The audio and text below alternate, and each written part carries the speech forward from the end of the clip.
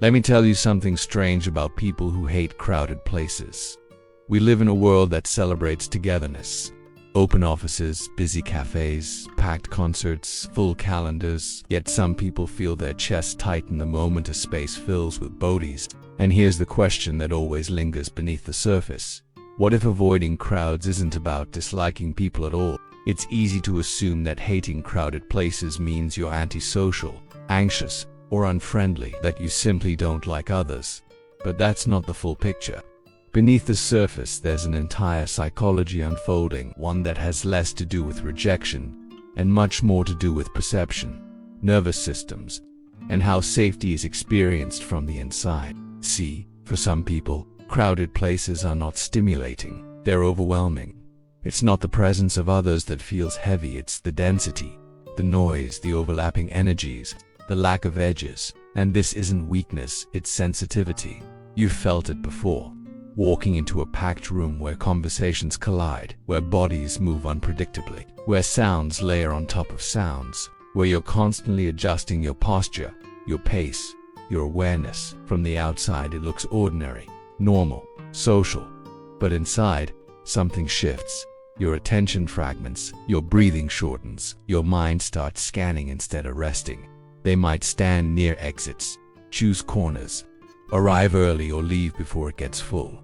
They might seem quiet, withdrawn, or distant. But what's really happening is regulation, an attempt to stay intact in an environment that asks the nervous system to do too much at once. Psychologists have found something fascinating here. Discomfort in crowds often isn't about fear of people. It's about cognitive and sensory load. Some nervous systems process stimuli more deeply. Sounds feel louder. Movements feel closer. Emotional cues feel stronger. The brain isn't failing. It's working overtime. What feels like background noise to others is your vibrant, lively soundtrack. Every laugh, every movement, every shift in energy arrives with equal intensity. There's no filter, no quiet corner inside the mind. And so your system does what it knows how to do. It looks for space. It's not about being unfriendly, it's about preserving coherence. Maybe that avoidance isn't aversion. Maybe it's intelligence. Maybe it's the body saying, this is too much information at once. For many people, this sensitivity has a history. Sometimes it comes after emotional overload. After growing up in environments where you had to track moods closely, where unpredictability required constant awareness, where safety depended on reading the room correctly. Over time, hyper-awareness becomes second nature. Crowds feel like too many rooms at once. Others arrive here after burnout, after years of pushing themselves to be present everywhere, to say yes, to tolerate noise and chaos because it was expected, until one day, something in the body refuses. Not dramatically, quietly. A tension that doesn't release. A fatigue that doesn't lift. And here's what's often misunderstood. People assume avoiding crowds means avoiding connection. But often it means the opposite. It means valuing connection enough to want it in a form that can actually be felt. Slower, smaller, more contained, more real.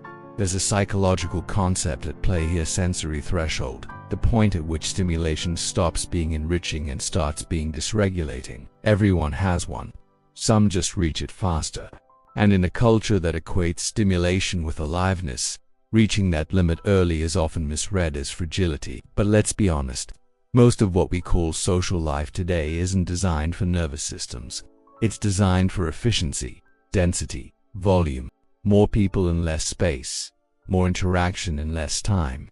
And so people adapt, or they withdraw, or they choose carefully. Because think about it, when was the last time you were in a crowded place and felt truly present? Not alert, not scanning, not enduring, but actually there. And if you weren't, what did your body do to protect you? Here's where it gets more complex. Not everyone who avoids crowds does so from peace. Some do it from fear, from past panic, from experiences where losing control felt dangerous. For them, crowds trigger memories the mind doesn't always name. A sense of being trapped, of being unseen, of not having space to exit.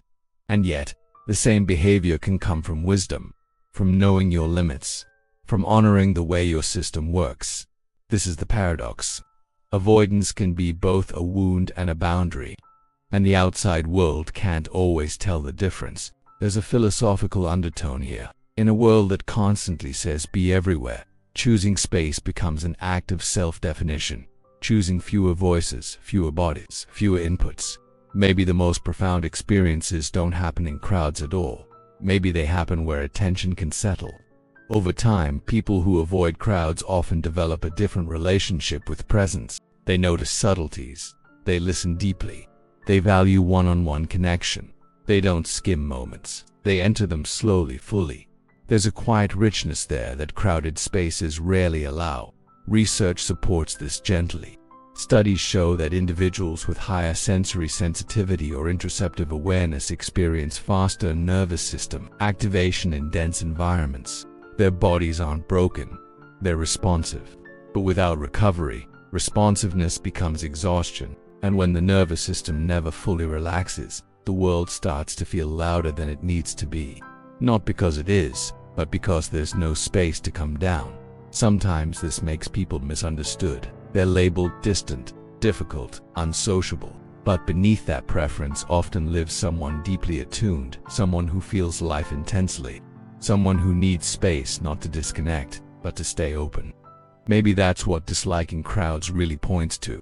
Not rejection of others, but devotion to inner clarity, and need to protect the quiet where meaning forms, where emotions make sense, where the self can be felt without interruption. So the next time you notice someone stepping away from the noise, maybe don't assume they're avoiding life. Maybe they're choosing it carefully. Maybe they're listening to a wisdom that doesn't shout. And maybe, just maybe, hating crowded places isn't about fear at all.